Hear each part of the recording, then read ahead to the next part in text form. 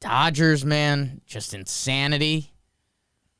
Did they drop? Did they drop to 500? No, I think they stayed. They're a game above. They're a game above now. I was seeing if they had dropped to 500. They did not.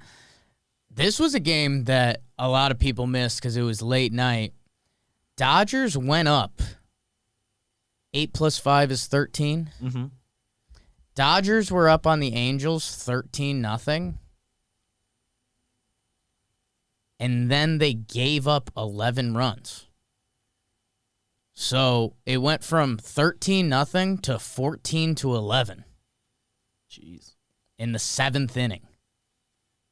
So there was 2 innings there that if the Dodgers blew it, it's like the worst loss anyone's had. The worst loss anyone's had during this awful losing stretch for them. Like, it would have been crazy loud. And nobody really talked about this game because they did end up winning, but they were up 13-0.